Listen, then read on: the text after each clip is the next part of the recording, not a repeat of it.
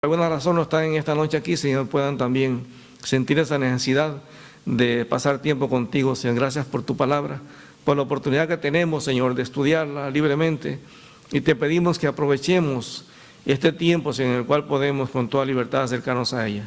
Te pedimos por aquellos que están en lugares donde no se puede, Señor, estudiar la Biblia libremente.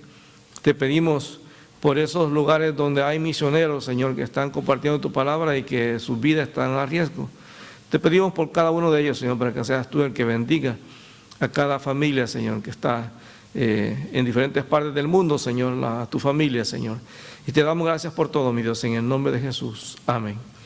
Vamos a ir a Romanos 15. El viernes pasado entramos a estudiar Romanos 15 y hemos estado hablando de Romanos 14, cómo hay que hacer las cosas de tal manera que todo lo que hagamos sea para glorificar a Dios y bendición de nuestros hermanos. Y hablaba de los hermanos débiles. Y casi siempre nosotros pues nunca queremos aparecer como débiles, sino como fuertes. Entonces por eso Pablo aquí en el capítulo 15 nos empieza a hablar de lo que tenemos que hacer los que creemos que somos fuertes en las cosas de Dios espiritualmente. Dice así que los que somos fuertes debemos soportar las flaquezas de los débiles y no agradarnos a nosotros mismos. Es decir, es una orden de parte del Señor de que nosotros tenemos que de alguna manera pues ser pacientes, ¿verdad? Con la gente que a lo mejor hace cosas que nosotros podemos considerar en un momento como cosas infantiles. A veces vemos actitudes y no necesariamente estamos hablando de gente que es nueva en el Evangelio. Yo he conocido gente que son muy inmaduras y tienen años en el Evangelio. Aún he conocido pastores inmaduros.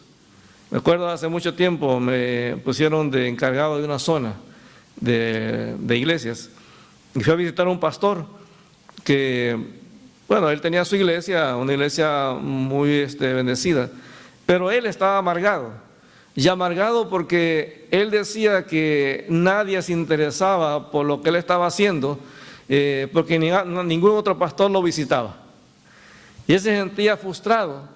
Aunque la iglesia estaba prosperando, la iglesia estaba siendo bendecida, la gente estaba convirtiendo y la gente estaba llegando a la iglesia y Dios estaba haciendo cosas tremendas en la iglesia, él se sentía frustrado porque nadie de afuera de la iglesia había venido a decirle, oye, qué buen trabajo estás haciendo. Entonces era una actitud de inmadurez.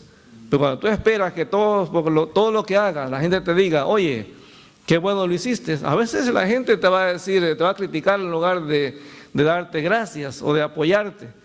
Entonces dice acá que uno tiene que soportar las flaquezas de la gente débil. Hay gente que incluso no te va a hablar en algún momento, que por alguna razón la gente tiene su propio carácter y no te va a dirigir la palabra. A todos nos ha pasado. Y a veces uno se siente como que la gente te menosprecia. Hace muchos años fui a una iglesia donde yo creo que eran unos 500 personas en la iglesia. Y en toda la iglesia, cuando fue el momento de saludar, una viejita me saludó. Y me saludó porque era, creo que diaconisa, y es la que estaba en la puerta, y como que vio que nadie se acercó a saludarme. 500 personas. Y tú eres inmaduro y dices, oye, ¿para qué vuelvo a esta iglesia si nadie me saluda? Entonces tú tienes que aprender a soportar a la gente que muchas veces va a hacer cosas que son inmaduras. Y dice, cada uno de nosotros agrada a su prójimo en lo que es bueno para edificación. Ya Pablo nos dijo ahí en el versículo 19, en el 14-19, dice, así castigamos lo que contribuye a la paz y a la mutua edificación. Es decir, todo lo que yo haga debe ser hecho para buscar la edificación de mi hermano. O sea, no buscar el pleito. Las divisiones se provocan muchas veces así, porque podemos tener a lo mejor puntos de vista diferentes, opiniones diferentes, pero en Cristo se supone que somos uno. Entonces podemos tener derecho a tener opiniones diferentes, pero no debemos dejar que esas opiniones diferentes o que son puntos diferentes nos separen y nos haga ver lo que Cristo ha hecho en nuestra vida como algo sin valor. Dice el versículo 3, porque ni aun Cristo se agradó a sí mismo, antes bien como está escrito, los vituperios de los que te vituperaban cayeron sobre mí. Bueno, si uno se da cuenta, si uno compara lo que a veces nos hacen los hermanos con lo que le hicieron a Cristo, es una niñería. Es una niñería. Porque a veces tú no sabes por qué la persona a la que quisiste saludar a lo mejor no te saludó de regreso. A lo mejor la persona anda mal. A lo mejor la persona anda con migraña. O a lo mejor anda con problemas. A lo mejor en el carro se peleó con el marido. Y anda ahí tratando de no explotar. O a lo mejor tiene problemas en su familia, en su país. Y anda tratando de pensar qué hacer para mandar más plata para allá. Entonces no es que te ignores, simplemente que la persona anda, tu mente tan ocupada en tantos problemas, o a lo mejor tienes problemas con los hijos. Llegas a la iglesia y tú tratas de aparentar que todo está bien, pero hay momentos que te gana. Hace muchos años hubo un concierto acá en Montreal, con un cantante cristiano muy conocido. Y después del concierto, la gente trató de ir así al escenario para tomarse fotos con él. Pero él después del concierto dijo, buenas noches, dijo, me tengo que ir. Y la gente lo criticó por la actitud de él de no tomarse fotos con la gente. Pero él después, había uno de los muchachos de la iglesia que lo conocía así personalmente. Y yo le preguntaba, oye, ¿por qué él hizo eso de irse así sin saludar a la gente? Y me dice, bueno, él también tiene problemas con la esposa. Él dio el concierto, me dice, pero él anda mal, me dice, porque hay problemas en su matrimonio. Y él anda mal, necesita que alguien lo ministre. Él no necesita estar tomando fotos, selfie con la gente. Necesita que alguien vaya y le hable y lo anime, porque se siente desanimado. Él dio un concierto y la gente estaba muy contenta y feliz, pero en ese momento él estaba pasando una situación difícil, y en un concierto que él después de mucho tiempo grabó, él menciona eso, que en ese tiempo que él vino acá a Montreal, él había estado pasando una situación muy difícil, y no era realmente que había problemas tanto entre él y la esposa, sino que por comentarios de la gente, eso había creado tensión entre ellos, y en un momento determinado había habido un cruce de palabras entre ellos. Entonces, pasa, hermanos, pasa que en un momento alguien se levantó con el pie izquierdo y no quiere que nadie le hable. O anda, no sé, hermano, las mujeres andan con su menopausia, o el hombre con la andropausia, y cualquier cosa puede pasar, hermano, cualquier cosita puede hacernos que hagamos cosas que a lo mejor los demás nos ofenden.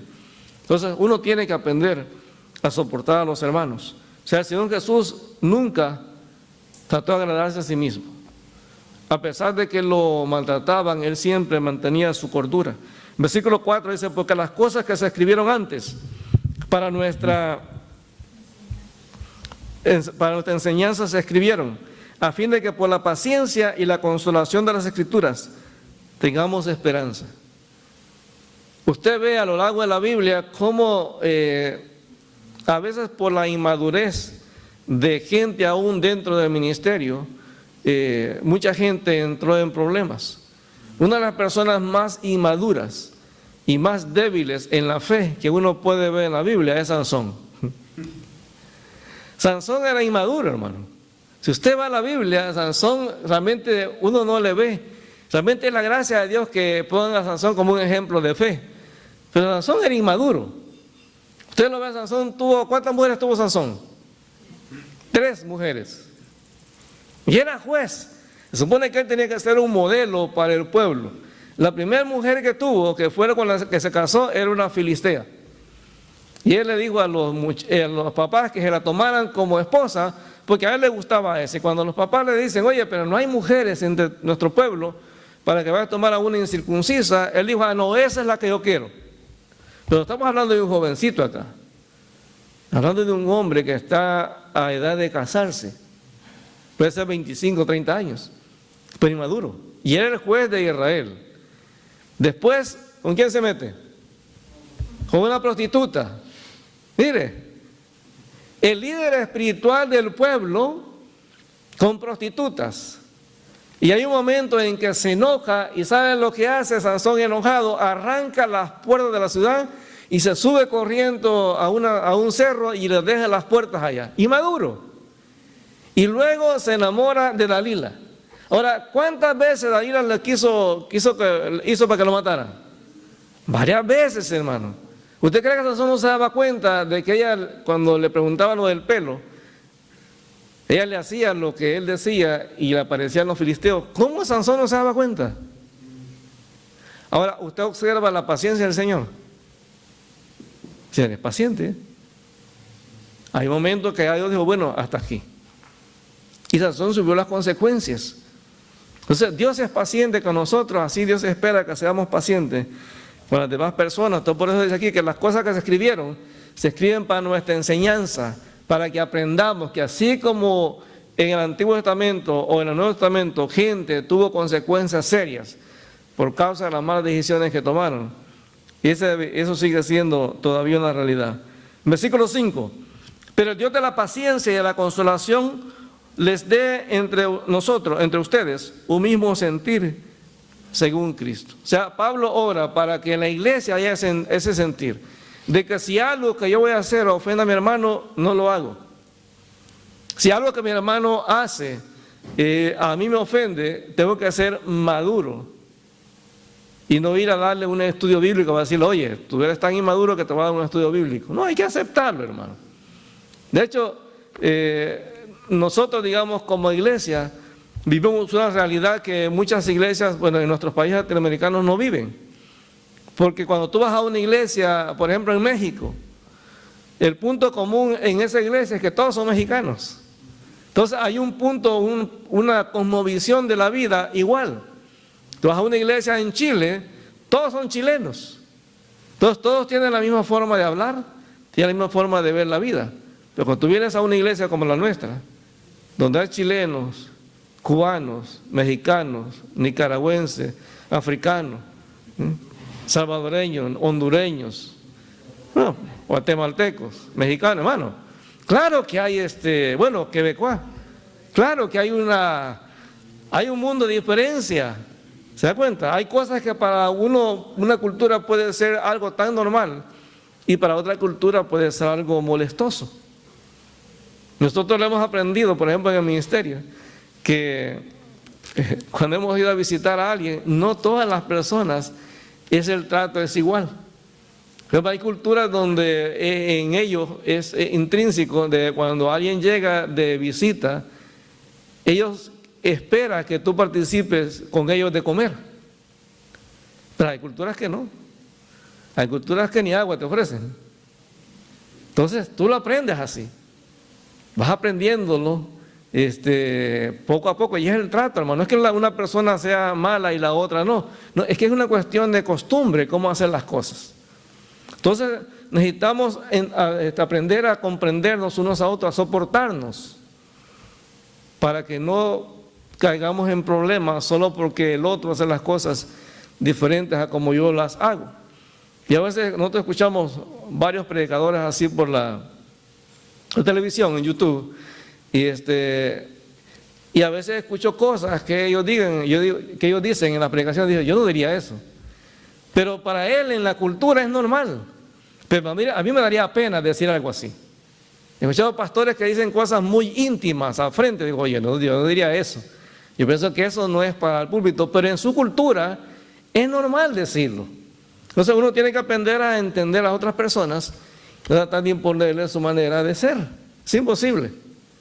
Ahora, esta es una preparación para el cielo. Porque en el cielo, imagínense, cuando estemos adorando al Señor, a diferentes denominaciones, tenemos que ser pacientes unos con los otros. Versículo 6, para que unánimes a una voz glorifiquéis al Dios y Padre de nuestro Señor Jesucristo. O sea, el propósito es que todo lo que hacemos, lo hagamos para el Señor. Todo. Por eso cuando servimos, cuando venimos a la iglesia, no lo hacemos para que la otra persona se agrade. Lo hago específicamente para que Dios se glorifique. Pero cuando yo veo cosas que a lo mejor a mí no me gustan, yo me doy cuenta que yo vengo por el Señor, entonces no me afecto por lo que la otra persona hace. Simplemente lo entiendo, hermano, porque simplemente somos diferentes. Dice, por tanto, versículo 7, recíbanse los unos a los otros como también Cristo nos recibió para la gloria de Dios. Esa es la base. Imagínense que el Señor hubiera dicho, como pensaron los judíos, si no eres judío, no puedes ser parte del pueblo de Dios. Eso es lo que pensaba Israel, que tenías que hacerte judíos, o sea, ellos hacían prosélitos, que iban a un lugar y los hacían que se convirtieran prácticamente a la religión judía. O sea, no se trata de que la gente tenga que hacer las cosas como nosotros pensamos. Cristo nos recibió a todos de la misma manera, a pesar de que somos diferentes, a pesar de que tenemos trasfondos de vida diferentes. Con el mismo amor que lo recibió a usted el Señor, recibe a una prostituta o a un ladrón, a un sinvergüenza, a quien sea, cada persona. Mire, de la misma manera que Dios recibió a Pedro, que era un pescador, recibió a Pablo, que era un perseguidor. De la misma manera que recibió a Mateo, que era un traidor de la patria, recibió a Simón Celote, que era un guerrillero. De la misma manera recibió a Tomás, que era un incrédulo, que recibió a Judas, que era un traidor. Igual, no se diferencia. El amor de Dios es así. Entonces, si Dios me ha recibido y si Dios ha recibido a mi hermano, ¿quién soy yo para ver mal a mi hermano? Para verlo mal, para rechazarlo y tratar de que él haga las cosas como yo quiero. Es imposible, hermano. Es imposible. Por eso cuando hay matrimonios que piensan de cuando se casan la pareja va a ser igualito que él, es mentira, hermano. Dicen que por ahí que los polos opuestos se atraen. Es cierto. Uno tiene que aprender a entender que así como el Señor nos ha recibido, nos ha aceptado tal como somos, así tendríamos que aceptarnos también los unos a los otros. Así como el Señor nos perdona a nosotros, dice la Biblia, tenemos también que nosotros perdonar a las otras personas. Versículo 8. Pues les digo que Cristo vino a ser siervo de la circuncisión para mostrar la verdad de Dios, para confirmar las promesas hechas a los padres y para que los gentiles glorifiquen a Dios por su misericordia. Como está escrito, por tanto yo te confesaré entre los gentiles y cantaré tu nombre. Y otra vez dice, alégrense gentiles con su pueblo, alégrense gentiles, con su pueblo. Y otra vez, alaben al Señor todos los gentiles y magnificar al Señor todos los pueblos. Y otra vez dice Isaías, estará a raíz de Isaí y el que se levantará a regir los gentiles esperarán en él. Pablo habla que así como el Señor hizo una unión entre los gentiles y los judíos y formó un solo pueblo que es la iglesia. Usted observa que hay gente que dice, cuando se refiere a una persona que es judío y que se convirtió al cristianismo, que vino a Cristo, ¿cómo lo llaman? ¿Cómo le llaman a un judío que se convierte? Judío mesiánico. Ahora, ¿es que Pablo era judío mesiánico?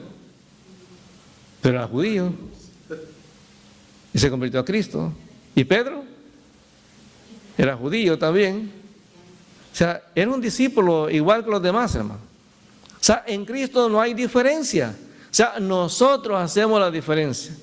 Porque tratamos de imponerle al otro. Fíjese, por ejemplo, si usted observa la cultura nuestra, en nuestras iglesias en Latinoamérica, prácticamente fue una réplica, una copia de lo que los americanos consideraban que era el Evangelio. Cuando llegaron con los himnos a nuestros países, es porque esa es la música que cantaban ellos.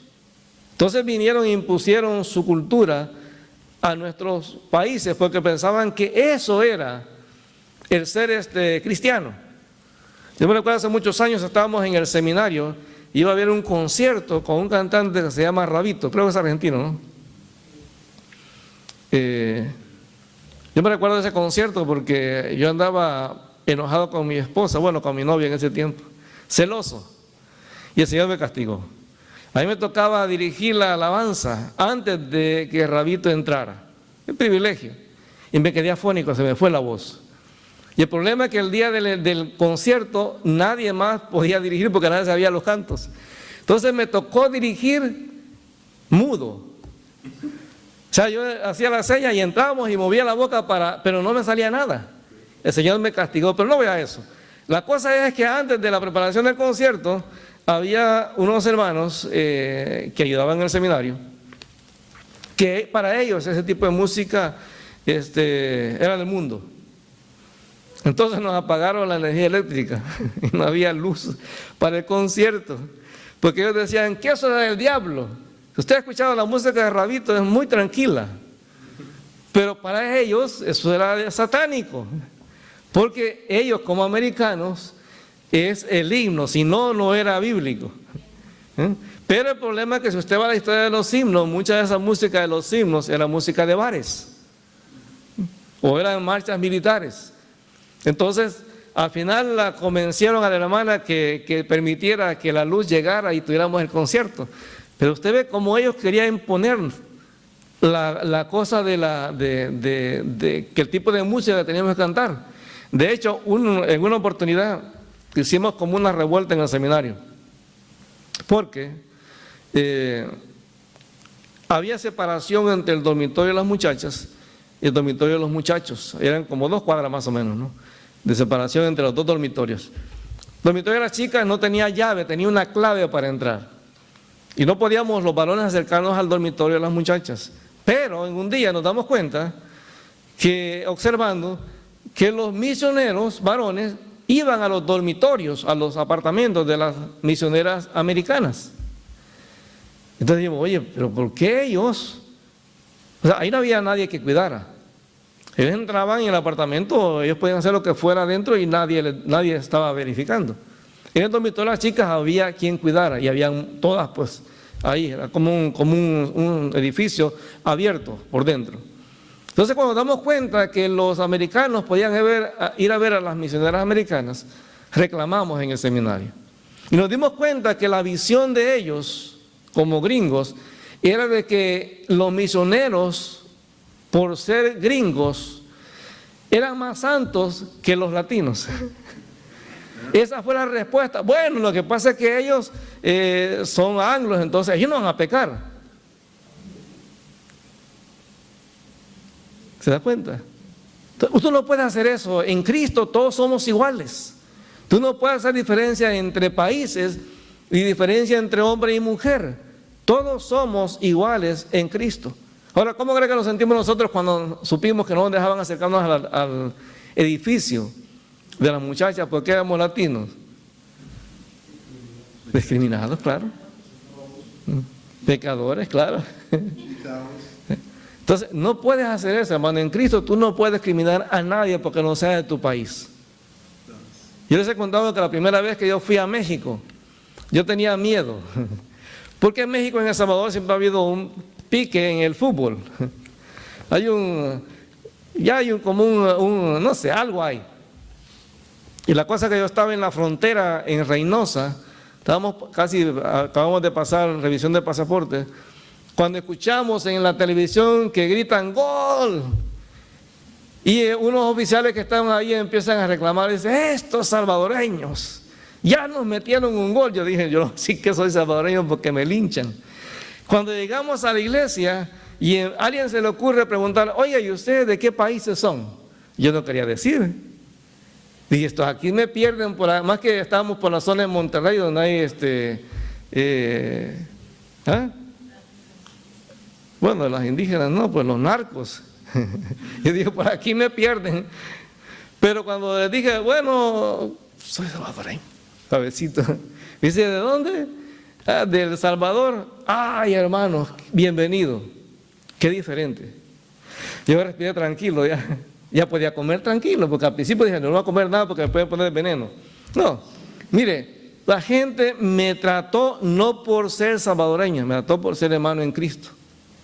La diferencia. El martes hablaba con este hermano Mauricio y él me decía, nosotros antes de venir a Canadá oramos y le dijimos, Señor, ponnos en nuestro camino a las personas adecuadas. Llévanos a donde está tu pueblo en Montreal. Y me dice, pues cuando conocimos a Marisela, y luego usted nos marca y me dice, mire, ellos me vieron, mi hermano, nos vimos en el parqueo del hospital y me abrazaron. Dice, qué rico me es encontrar la familia. ¿Se da cuenta? Aquí no se trata de qué país eres. Si tienes a Cristo, eres mi hermano. No importa quién sea. ¿Se da cuenta? Donde sea, hermano. Donde sea. Entonces Dios espera que nos veamos así como Él no ve al gentil ni al judío diferente. Igual nosotros tenemos que vernos de la misma manera. Versículo 13. Y el Dios de esperanza os llene de todo gozo y paz en el creer, para que abundéis en esperanza por el poder del Espíritu Santo. Pero estoy seguro de ustedes, hermanos míos, de que vosotros mismos están llenos de bondad, llenos de todo conocimiento, de tal manera que pueden amonestarse los unos a los otros. Pablo dice, mire, ustedes son maduros.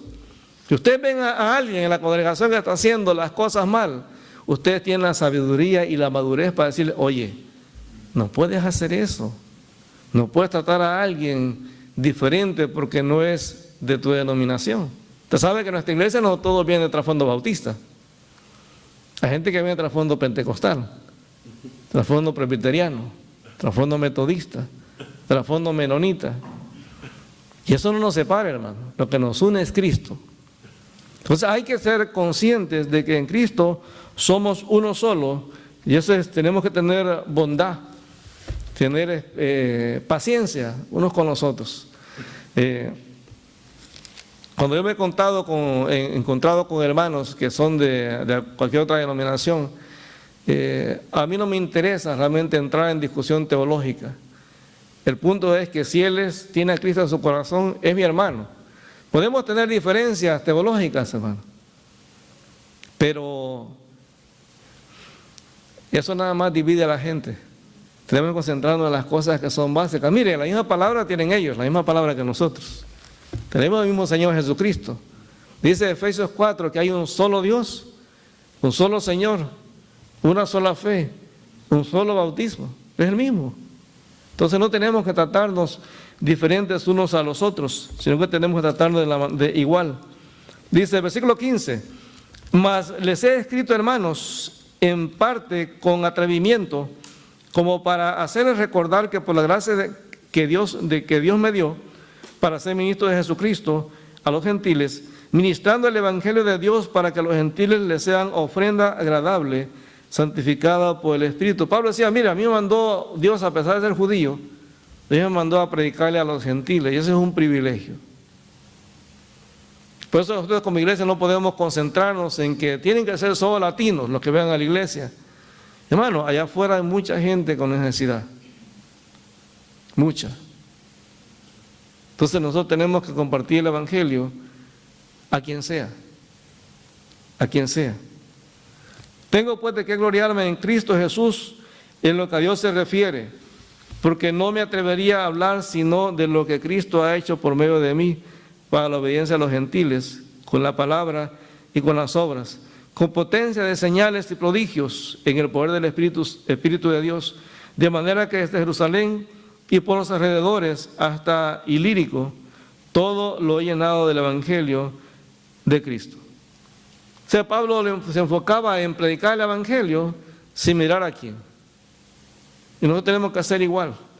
No importa quién sea, tenemos que predicar el mismo evangelio a todos y tratarnos de la misma manera a todos, sin diferencia. Por eso es lo mismo cuando vayamos a comer. Usted no diga, ah, no, yo soy de este país, yo no como eso. Pruébelo, hermano, pruébelo. No diga, ah, no, yo soy mexicano y no como pupusas.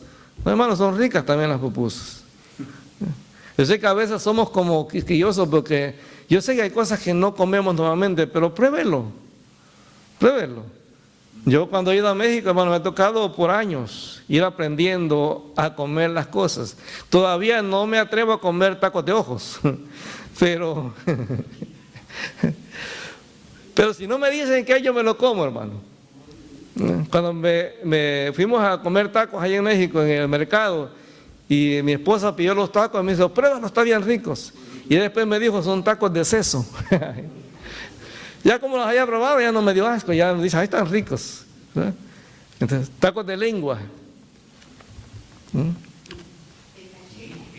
De cachete, hermano, imagínense, tacos de cachete.